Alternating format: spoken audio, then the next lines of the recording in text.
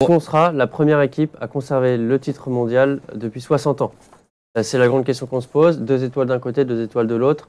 Pour nous, il y a la perspective du back-to-back qui n'a pas été fait depuis le Brésil, donc, 58, mais... 62. Ouais, enfin, vraiment à une autre époque. Enfin, je vais dire avec un mondial à combien? 12? Où il n'y avait ni l'Asie ni l'Afrique.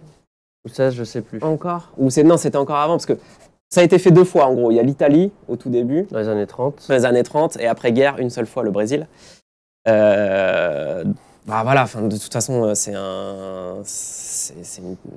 le football a changé depuis, c'est mondialisé. Le football, il a changé. Voilà, mondialisé, donc ce serait un exploit vraiment sans commune mesure. Et bon, alors les Bleus, c'est pas les premiers à venir en finale plusieurs fois de suite. Il y a le Brésil qui a fait 3 finales 98, 2000, 94, 98, 2002. Il y a l'Allemagne qui avait fait 82, 86, 90, oui. Notamment.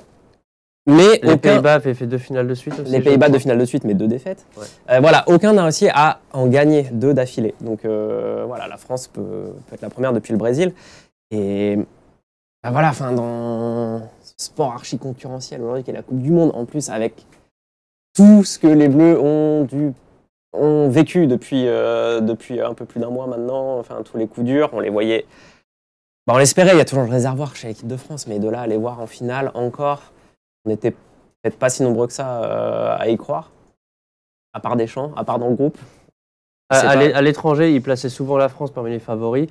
Mais un poil en dessous quand même. Il y avait le Brésil, en gros, le Brésil au-dessus de tout le monde. Et après, ouais, on faisait partie du paquet, quoi. Mais on faisait partie du paquet quand on avait aussi Benzema et Pogba et Kanté. Nkunku en option sur le banc. Voilà. Juste avant le début de la Coupe du Monde, peut-être qu'on était plus à 3 étoiles qu'à 4.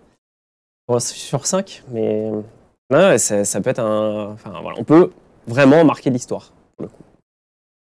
Il y aura un peu plus de supporters français, a priori, que lors des précédents matchs. 6 000 annoncés ce matin dans le quotidien L'Équipe. Alors, évidemment, ils seront face à un raz-de-marée argentin. On sait la ferveur qui est celle des supporters de l'Albiceleste depuis le début de ce mondial au Qatar. Sur le terrain, en revanche, on attend à ce que ce soit plus équilibré. Si on fait une petite revue d'effectifs côté argentin, il y a différentes options qui se dégagent pour la compo.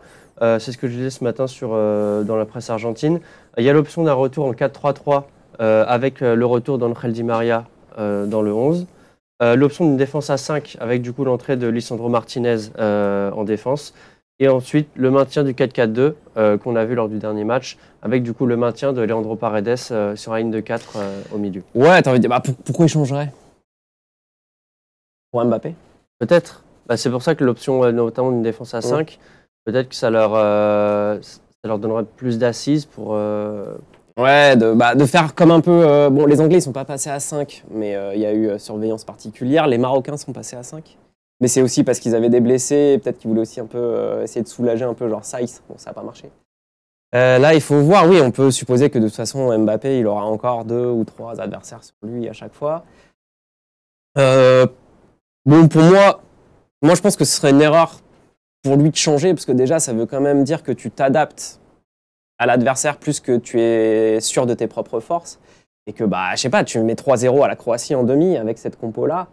Il y a Mbappé en face, mais bon, toi, t'as Messi, t'as Alvarez, t'as Fernandez devant et des mecs, et De Paul, McAllister, voilà, tout le milieu qui marche, qui a très bien marché.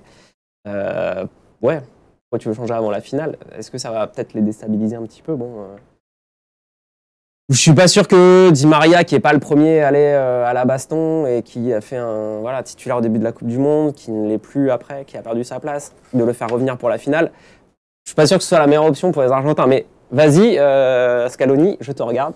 Pourquoi pas.